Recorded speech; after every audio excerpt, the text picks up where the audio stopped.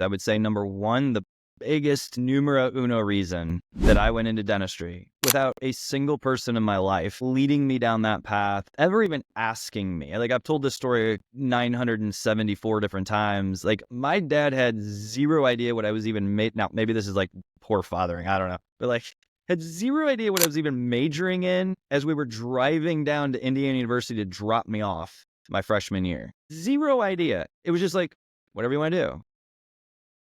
You know, when I told him on that car ride down as I'm like figuring out how to do laundry from my mom, because I'm like, shit, like I've never even like washed a shirt and I'm like 18 years old. This is kind of, now that I look back, I'm like, damn, my parents they really should have taught me more. But, you know, I think the biggest factor and the main reason I went into it is because I saw from my dad, who was the master of relationship building. And I was never even around, like I was around the practice some, sure, like I grew up around it.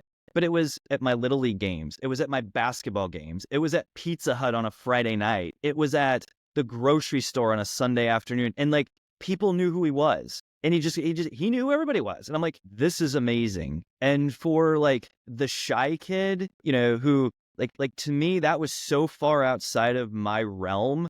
I was like, that's what I want to do. That was so fascinating to me because it was a skill set that honestly I hadn't developed yet.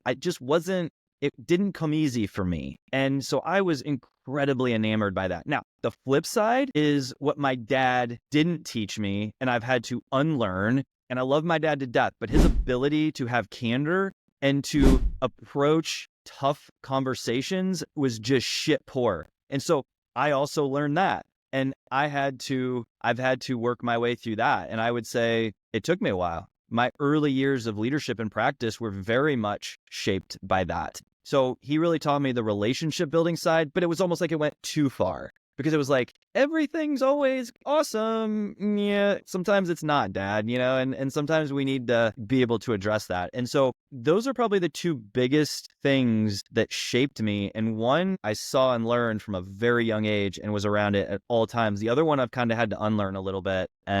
Once I realized that, like once that clicked and I'm like that, oh, like that's not my style and it's okay.